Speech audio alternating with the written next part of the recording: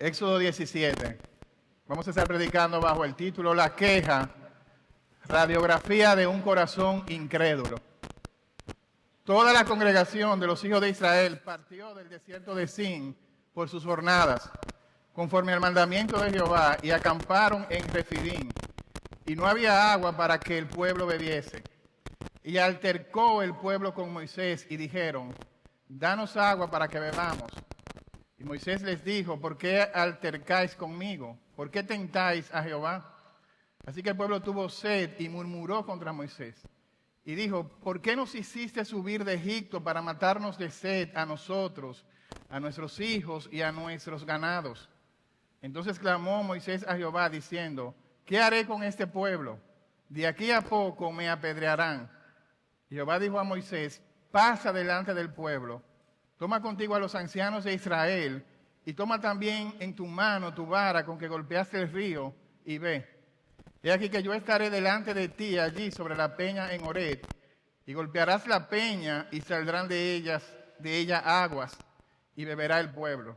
Moisés lo hizo así en presencia de los ancianos de Israel.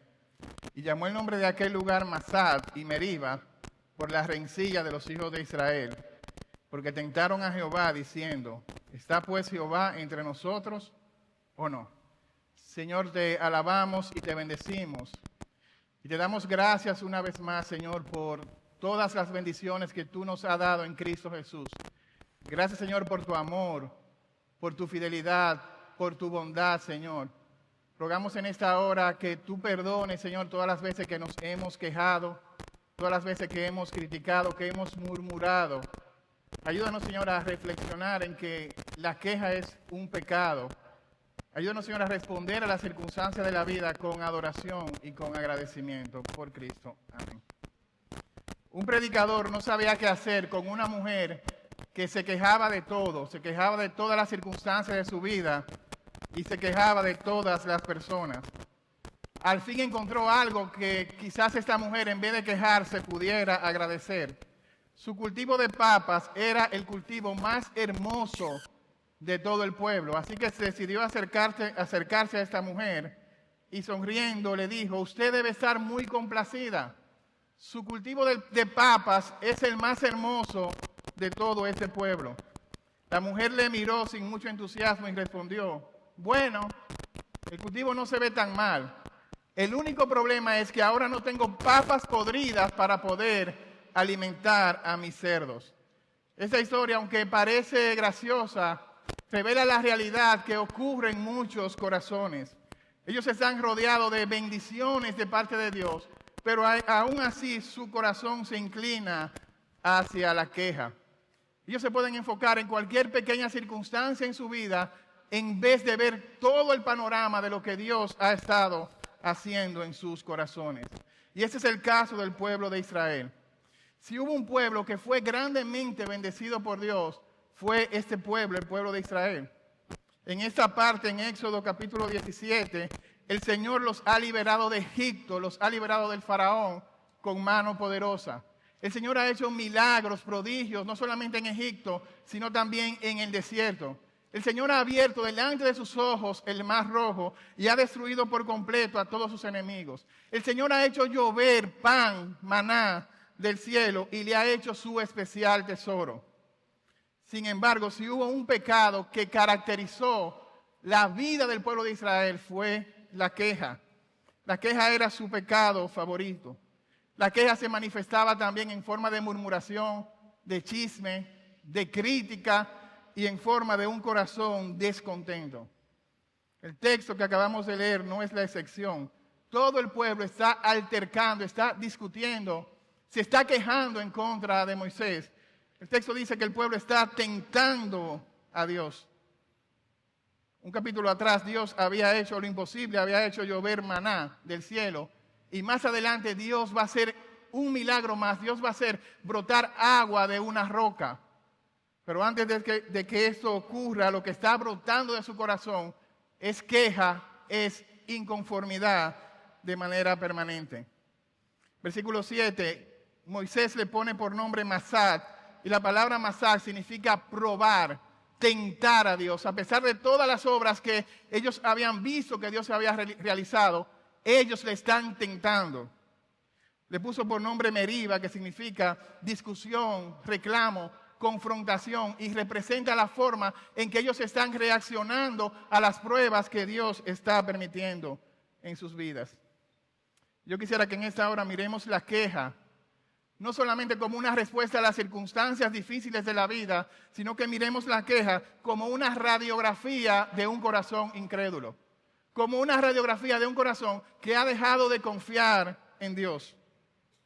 2 capítulos atrás, vaya conmigo a Éxodo, capítulo 15. Mire la canción que este pueblo está cantando, versículo 1. Cantaré yo a Jehová, porque se ha magnificado grandemente. Ha echado en el mar al caballo y al jinete. Jehová es mi fortaleza y mi cántico. Ha sido mi salvación. Ese es mi Dios y lo alabaré.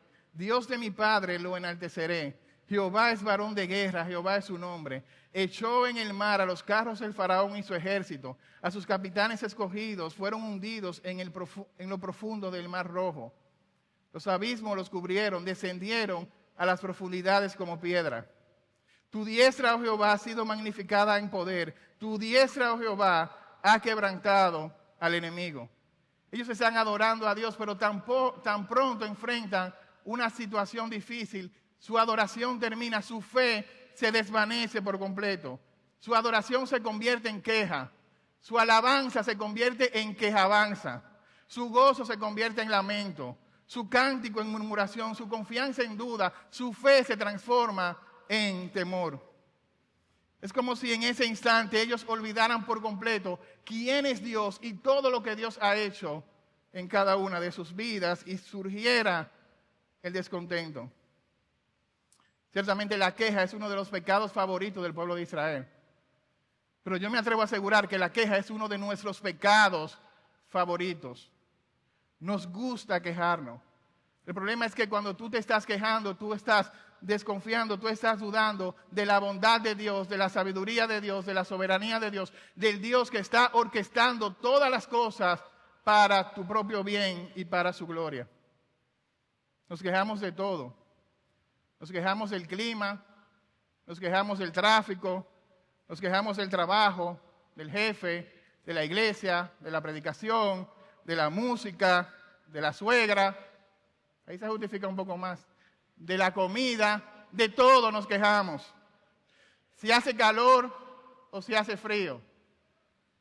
Si no tenemos trabajo y si tenemos un trabajo, porque no soportamos al jefe. Si no tenemos hijos, nos quejamos. Y si tenemos hijos, porque no aguantamos los hijos. Si no tenemos dinero y si tenemos dinero, porque el dinero no es suficiente para nosotros. La queja es un pecado que te roba el gozo, te roba la gratitud, termina robándote por completo la vida.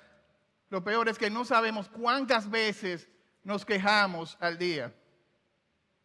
El problema es que la queja muchas veces no es vista en las iglesias ni en el mundo como un pecado. El mundo llama a las personas que se quejan mucho, la psicología, se le conoce como el síndrome de Calimero. Son personas que pueden ver el vaso medio vacío. Son personas que se hacen las víctimas, que justifican su queja porque requieren atención. Calimero era un personaje, un patico negro que tiene un cascarón blanco de huevo en su cabeza y que andaba por la vida diciendo lo siguiente: es una injusticia, lo que me pasa a mí no tiene nombre.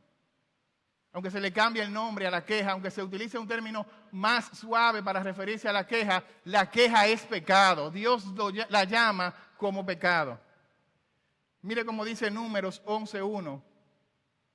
Cuando el pueblo se quejó nuevamente, le desagradó a Jehová. Y Jehová lo oyó y se encendió su ira, y fuego de Jehová ardió entre ellos y consumió a los que estaban en los confines del campamento. Dios escuchó las quejas, Dios se airó y Dios destruyó una parte del pueblo. Es decir, que la queja trajo destrucción y muerte. A veces utilizamos un término más suave, pero la queja es pecado y sigue afectando nuestro corazón, nuestras decisiones, nuestra relación con Dios. Como estamos viendo en los grupos pequeños, ese es uno de esos pecados que llamamos pecados aceptados. pecados tolerados, pecados favoritos, pecados que no mortificamos. No son pecados escandalosos como el aborto, como el asesinato, como el robo, pero sigue siendo un pecado. Nunca nadie se ha parado aquí delante para ponerle una disciplina porque el hermano se queja, porque el hermano murmura mucho. Parece un comportamiento normal, pero está revelando algo que está ocurriendo en nuestros corazones. Yo quisiera ver en este pasaje cuál es la razón de la queja. En segundo lugar, cuál es la raíz de la queja. Y en tercer lugar, cuál es la respuesta a la queja. Versículo 1, mira conmigo, ¿cuál es la razón de la queja? Toda la congregación de los hijos de Israel partió del desierto de Sin por sus jornadas, conforme al mandamiento de Jehová. Ellos se están enfrentando a una situación difícil. Toda la congregación, todo el pueblo está en medio de un desierto. No estamos hablando de un grupo pequeño. Recuérdate, Dios había hecho la promesa a Abraham de que en él serían benditas todas las naciones de la tierra. A pesar de la esterilidad de Sara, a pesar de su edad avanzada, Dios le prometió que de él saldría una nación grande. Así que Abraham tuvo un hijo llamado Isaac. Isaac tuvo a Jacob y Esaú. Jacob tuvo 12 hijos. Y de esos 12 hijos salieron unas 70 personas que fueron a Egipto. Así que durante 400 años de esas 70 personas, Dios sacó una gran nación. Aproximadamente unos 2 millones de personas están atravesando el desierto. Un giro inesperado.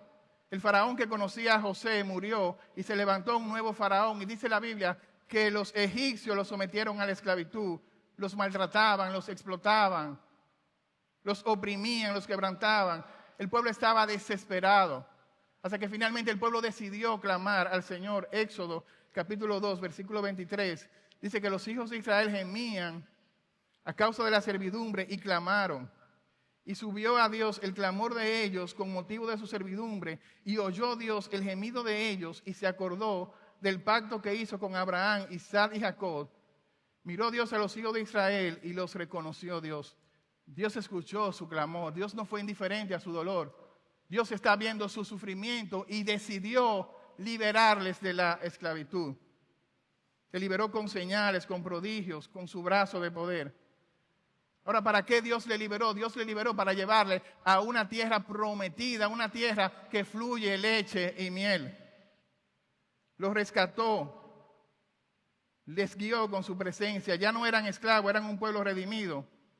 Pero antes de llegar a esa tierra que fluye leche y miel, tenían que atravesar por un desierto. No es un desierto espiritual, no es un desierto emocional, no es un desierto figurado, es un desierto real. Es el lugar entre Egipto y la tierra prometida.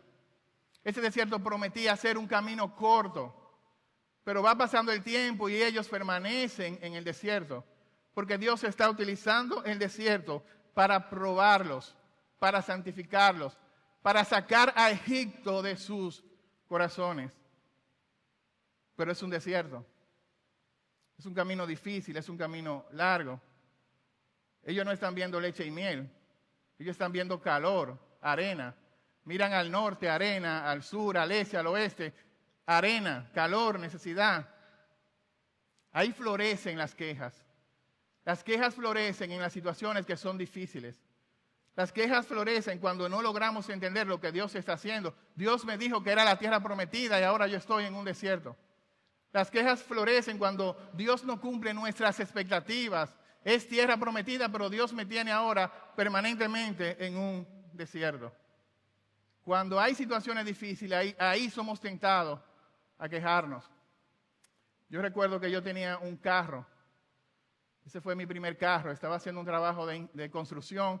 La persona me dio una parte del dinero y me regaló, me pagó con el carro.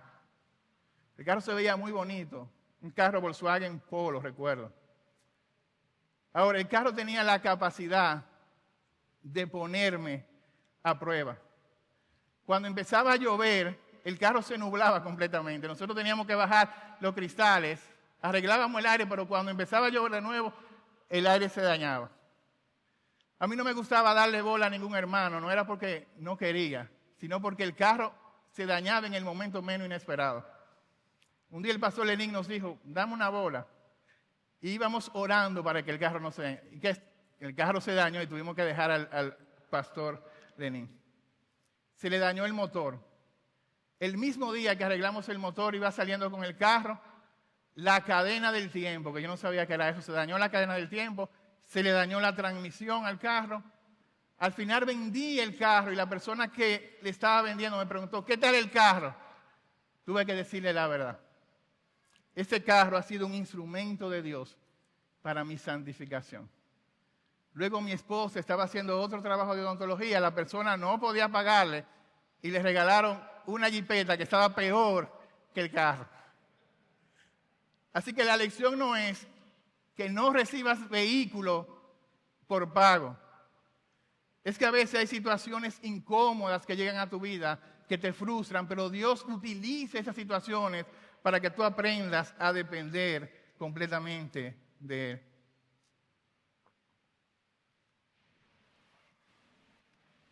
Es una situación difícil, pero también es una situación desesperante. Versículo 2. Se acabó el agua. Ellos le dicen a Moisés, danos agua para que bebamos. Versículo 3. Empezaron a sentirse. Está subiendo la temperatura del horno. Ya no solamente es un desierto. Ahora, ¿qué se espera en un desierto? Se supone que en un desierto no hay agua. Tienen sed, tienen frustración. ¿Te ha pasado? Estás saliendo de una prueba y llega una prueba más difícil. Estás terminando de una temporada de sufrimiento y viene algo mucho más complicado. Es una crisis difícil. Es ahí donde nosotros empezamos a justificar. Yo me quejo, pero es con razón. Empezamos a decir, esto que estoy viviendo, yo no se lo deseo a nadie. Si tú supieras lo que yo estoy pasando, si tú te pudieras poner en mi lugar, ¿por qué, Señor? ¿Hasta cuándo? ¿Acaso me olvidaste para siempre? Son pruebas difíciles, largas, silenciosas, desesperantes.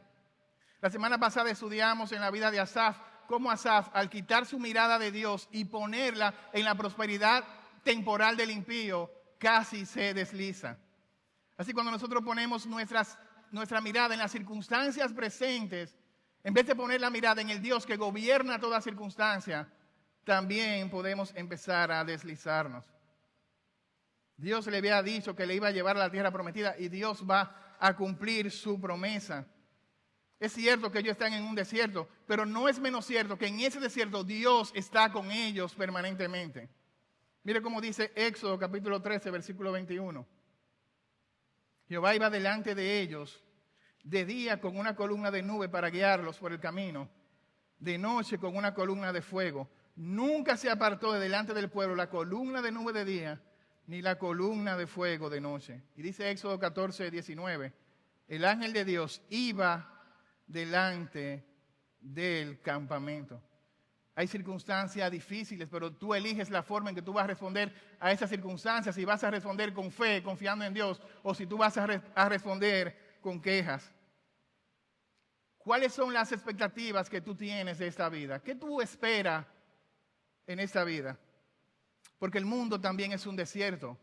El Señor nos está guiando de Egipto hacia la tierra prometida, hacia el cielo, hacia la Canaán celestial. Este mundo es un desierto.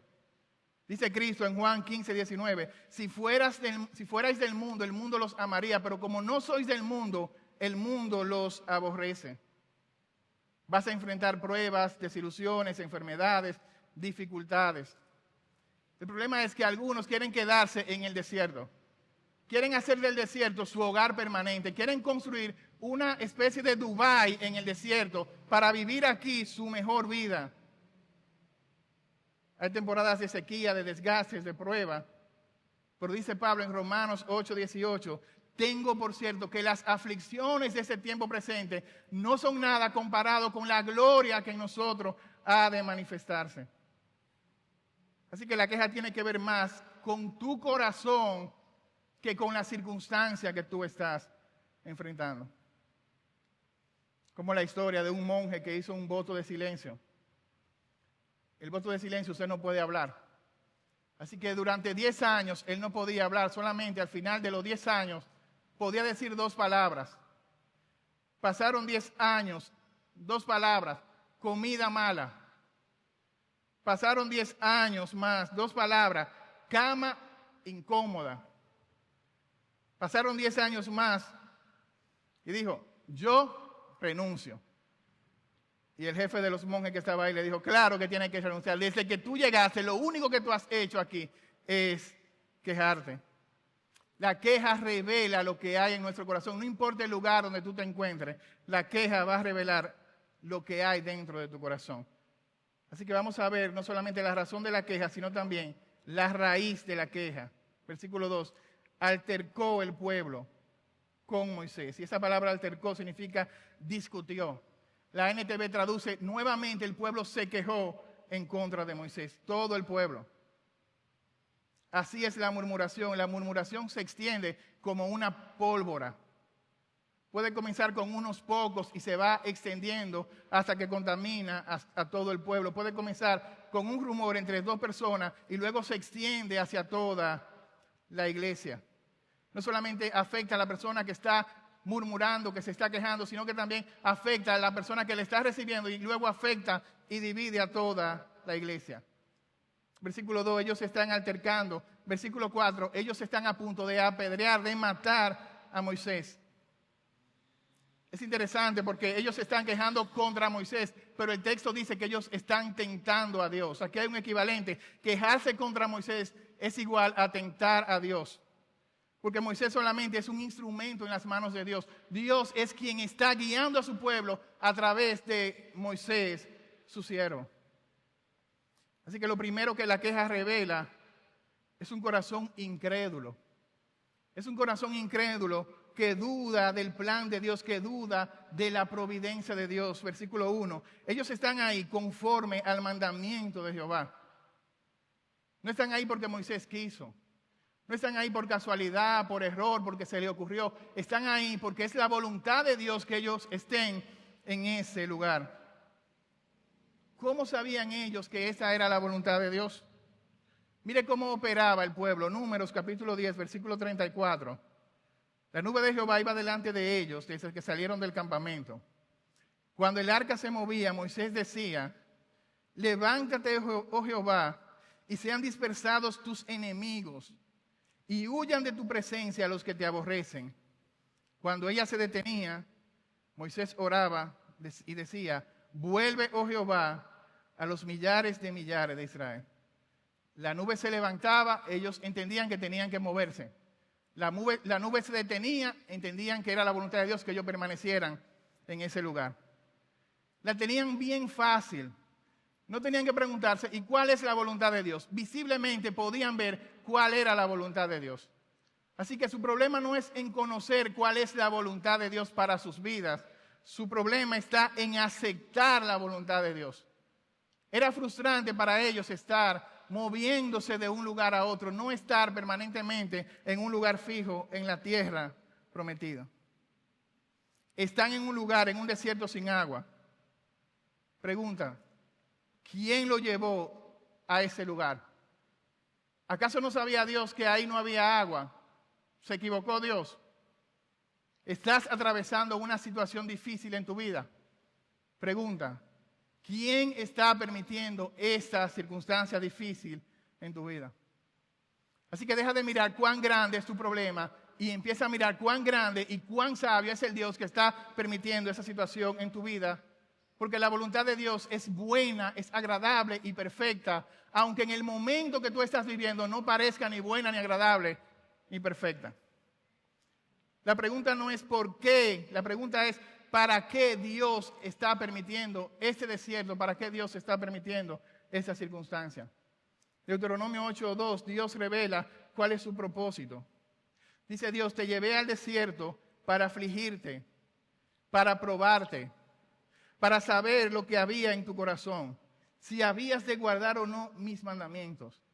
Te afligió y te hizo tener hambre y te sustentó con maná, comida que no conocías tú ni tus padres, para hacerte saber que no solo de pan vive el hombre, mas de todo lo que sale de la boca de Jehová vivirá el hombre. Te llevé ahí para humillarte, te llevé para probarte, te llevé al desierto para revelarte mi palabra, para revelarte mi ley, para que conocieras mis caminos. Te llevé al desierto para que aprendiera que no solo de pan, que no solamente tú vas a vivir de arroz y habichuela, que tú vives de toda palabra que sale de la boca de Dios. Ellos no solamente están dudando del plan de Dios. La queja también revela un corazón incrédulo que duda de la presencia de Dios. Mírelo en el versículo 7. Ellos preguntan, ¿está pues Jehová entre nosotros o no? ¿Acaso Dios está con nosotros o Dios se fue? ¿Dios nos abandonó? Las pruebas nos hacen dudar del amor de Dios. Ahora, miren lo que había ocurrido 3 capítulos antes. Vaya conmigo a Éxodo 14, versículo 11.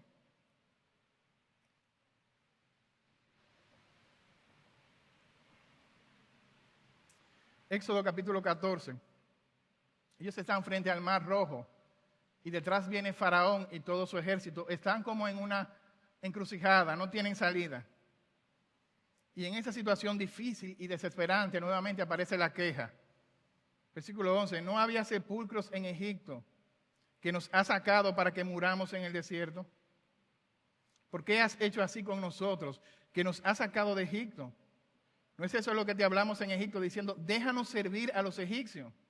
Porque mejor nos fuera servir a los egipcios que morir en el desierto. ¡Wow!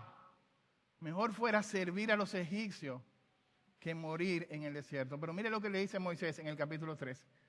Dijo Moisés al pueblo, no temáis, estad firmes y ved la salvación que Jehová hará hoy con vosotros.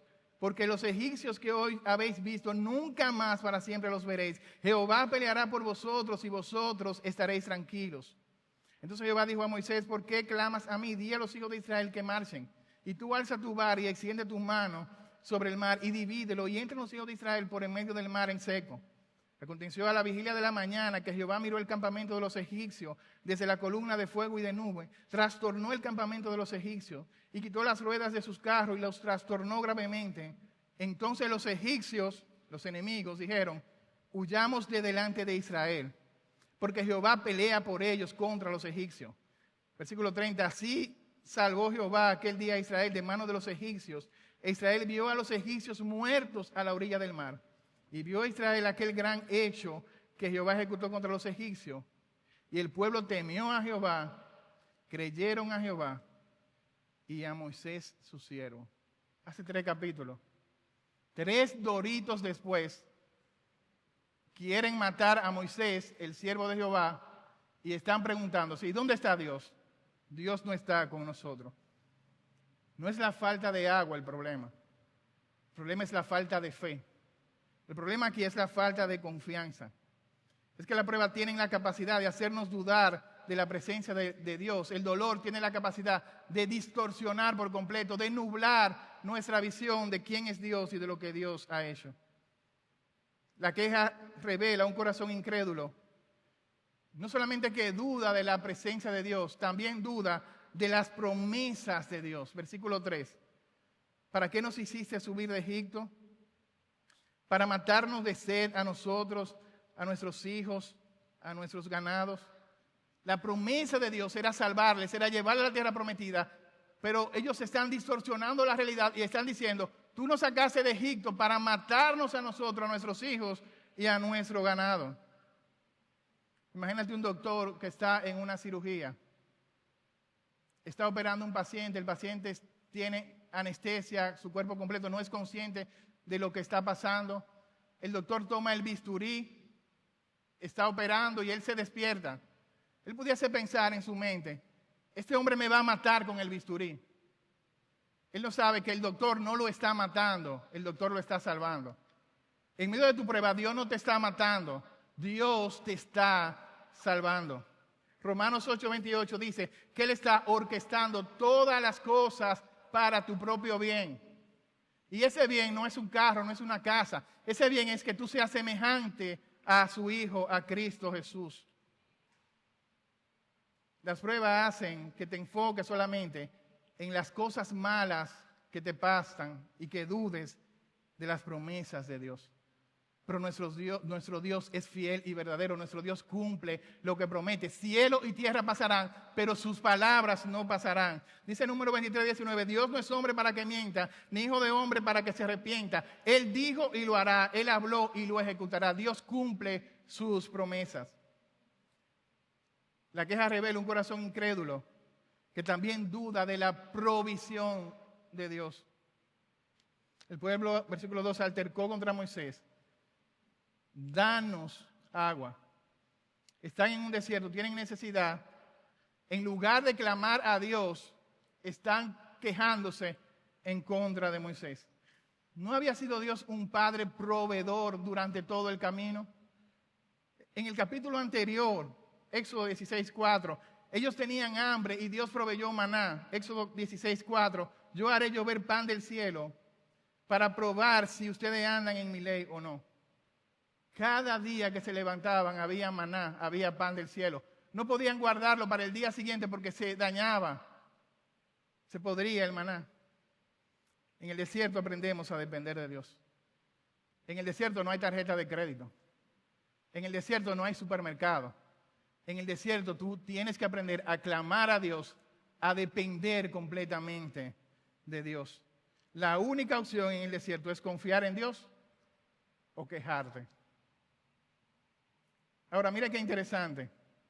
La necesidad presente le hizo olvidar la fidelidad de Dios en el pasado. Su necesidad de agua le ha hecho olvidar completamente cuán fiel Dios ha sido en su pasado.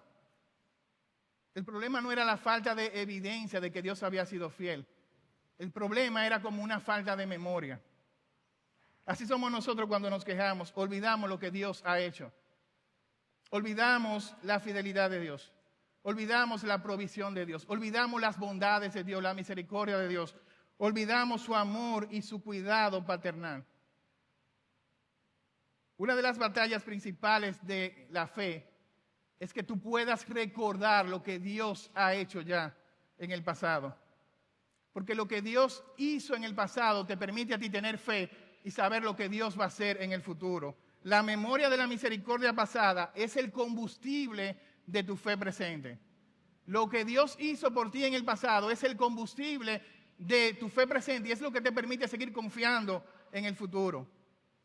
Pero nuestro corazón es incrédulo. La queja revela un corazón incrédulo que duda de la provisión de Dios, que duda de la presencia de Dios, pero que también duda del poder de Dios. Versículo 2. ¿Por qué tentáis a Jehová? Es decir, esa palabra tentar, ustedes han visto las obras de Dios y aún siguen dudando. ¿Por qué tientan a Jehová? Porque ustedes piensan que Dios no es digno de su confianza absoluta. Han visto milagros, maravillas. Han visto la fidelidad, han visto plagas en Egipto, el Mar Rojo, el maná. Pero aún exigen, danos agua, como si Dios no fuera a proveer en ese momento. La necesidad dice, tengo sed. La fe dice, Dios proveerá. La queja dice, ¿dónde está Dios?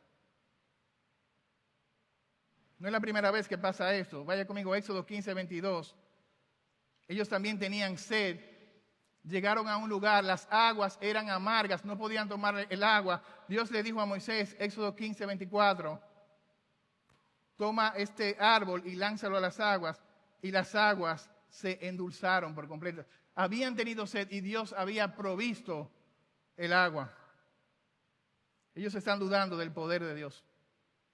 El poder de Dios que humilló por completo a Egipto. El poder de Dios que destruyó todos los falsos dioses de Egipto. El Nilo se convirtió en sangre. Hizo llover ranas, piojos, granizo, langosta, la muerte de los primogénitos. Abrió el Mar Rojo, el maná del cielo. Y ellos siguen cuestionando, dudando de Dios. Las quejas revelan un corazón incrédulo que duda del plan de Dios, que duda de la presencia de Dios, que duda de las promesas de Dios, de la provisión de Dios y del poder de Dios. Pero también las quejas revelan un corazón que está insatisfecho. Versículo 3, así que el pueblo tuvo sed y murmuró contra Moisés. No solamente están altercando, discutiendo, también están murmurando, quizá a la espalda de Moisés. La murmuración revela más acerca de tu corazón que acerca de la circunstancia que tú estás atravesando. Donde falta gratitud, abunda la murmuración. Donde escasea la gratitud, abunda la murmuración. Ellos no están valorando ni la provisión de Dios, ni el plan de Dios, ni las promesas de Dios. Ellos están murmurando. Reciben una bendición y adoran, reciben un problema y murmuran, se quejan. Éxodo 16, ahí también murmuraron. Toda la congregación de los hijos de Israel murmuró contra Moisés y Aarón en el desierto.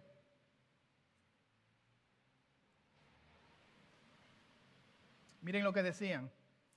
Ojalá hubiésemos muerto por la mano de Jehová en la tierra de Egipto. Cuando nos sentábamos en las ollas de carne, cuando comíamos pan hasta saciarnos, pues nos habéis sacado al desierto para matarnos de hambre. En serio, las ollas de carnes de Egipto valen más que la libertad y que la salvación que Dios te ha dado. Jehová dijo, he aquí, yo haré llover, mire la misericordia de Dios, yo haré llover pan del cielo. El pueblo saldrá y recogerá diariamente la porción de un día. Números 11:4, mire lo que pasó, nuevamente. Ellos están llorando, todo el campamento está llorando por sus familias, cada familia está llorando. Miren qué están llorando. ¿Quién nos diera a comer carne? Nos acordamos del pescado que comíamos en Egipto de balde, de los pepinos, de los melones, de los puerros.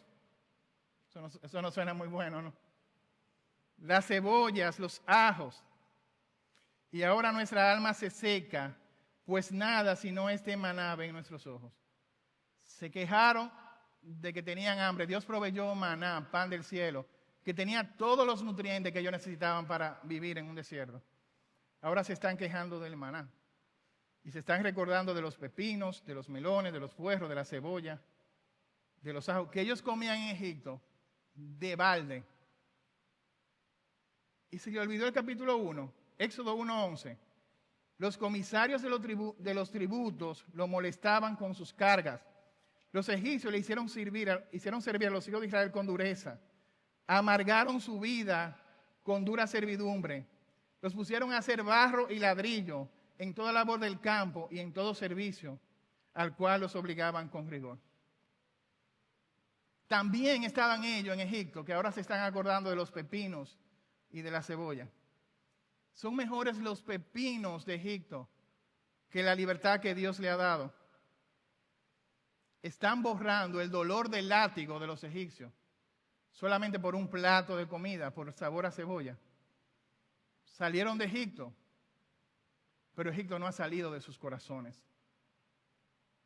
Cuando tu alma no está satisfecha en Dios, los pepinos de Egipto comienzan a parecer mejores que la libertad y que la salvación que Dios te ha dado.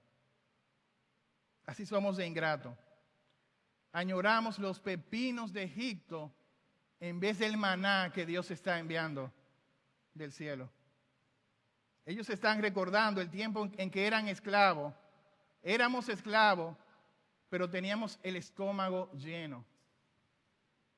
Estaban dispuestos a cambiar su libertad por una comida más variada. Estamos cansados del maná. Queremos una comida más variada. Queremos pepino, queremos cebolla, queremos ajo. Estamos dispuestos a dejar la libertad que tenemos en Dios por las cosas de este mundo. No se trata de que el pasado era mejor que el presente. Lo que pasa es que en el presente se necesita fe. Y es más fácil comer, digerir el ajo y la cebolla que tener fe en Dios en medio de una situación difícil. Somos como este pueblo. Nos quejamos porque deseamos lo que no tenemos. Nos quejamos porque queremos recordar lo que teníamos en el pasado cuando no éramos cristianos, aunque fuera pecado. Nos quejamos porque estamos minimizando las bendiciones que Dios nos ha dado. La estamos teniendo por sentado, la estamos minimizando. La murmuración no cambia la situación, la murmuración cambia y contamina por completo tu corazón. La murmuración es hablar como si Dios nunca hubiese sido fiel. El ruido de la situación que estaban viviendo es tan alto que no se pueden recordar de las promesas de Dios. Murmurar es olvidar lo que Dios hizo para enfocarme en las cosas que me faltan en esta vida.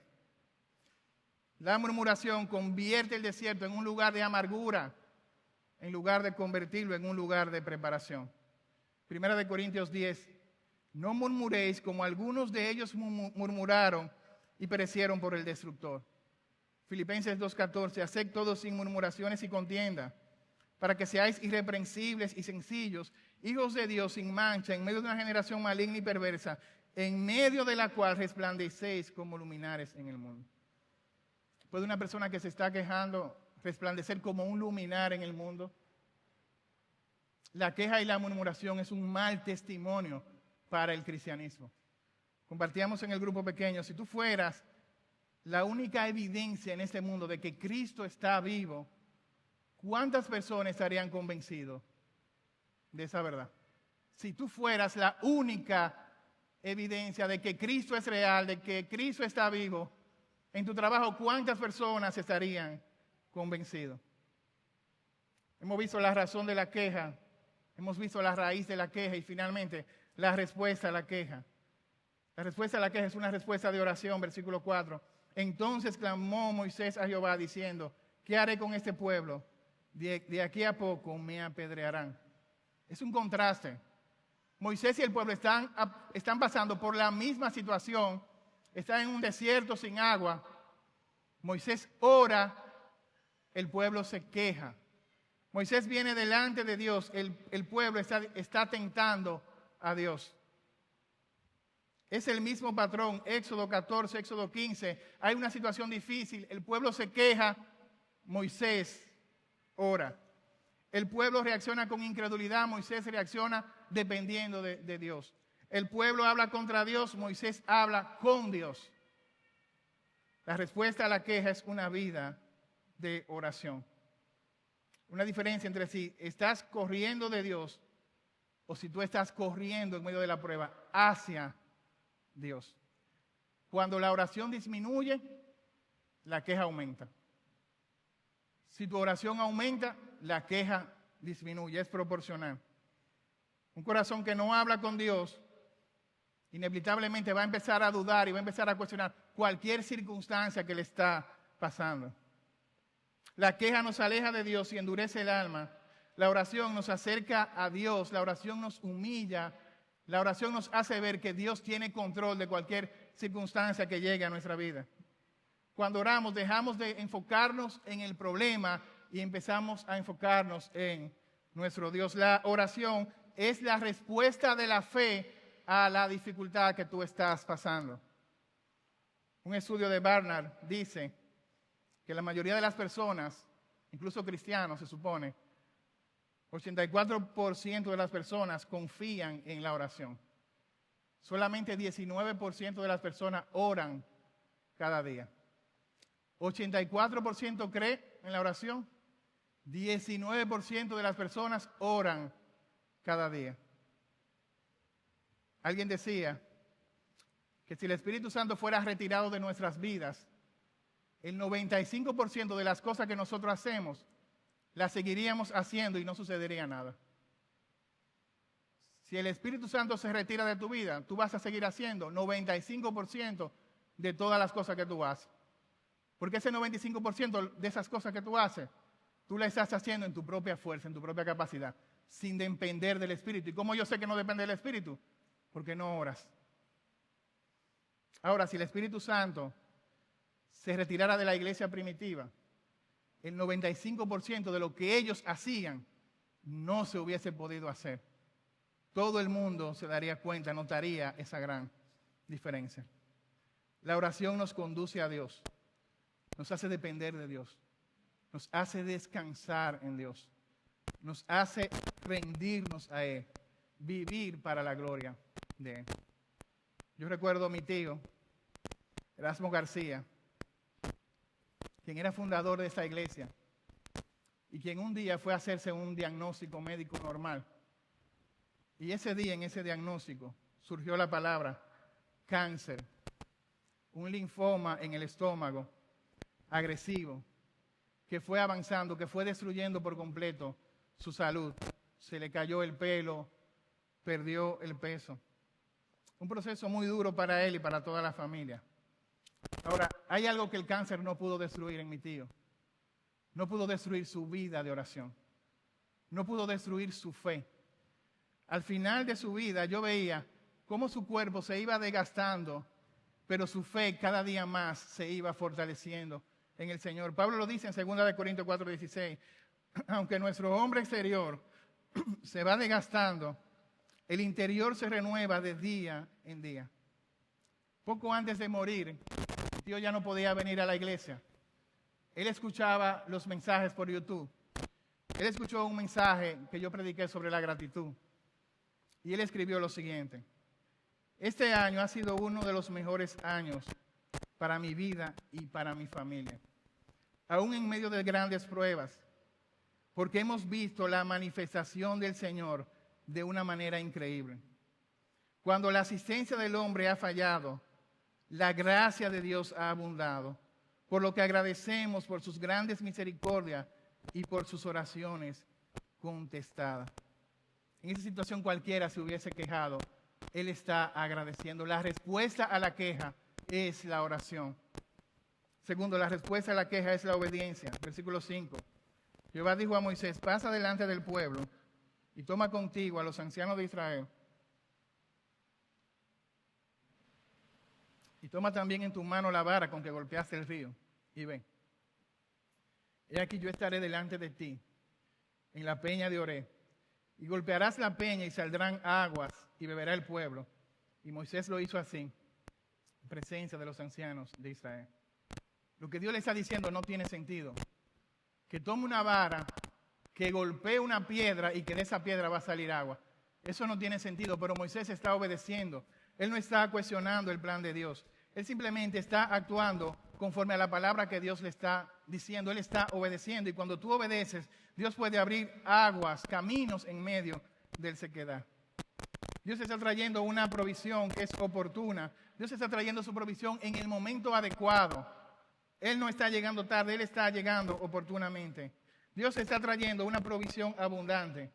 Él está golpeando la peña y de allí está saliendo agua. Todos están bebiendo del agua, todos están satisfechos de esta agua. Dios está trayendo una provisión abundante, pero Dios está trayendo también una provisión misericordiosa.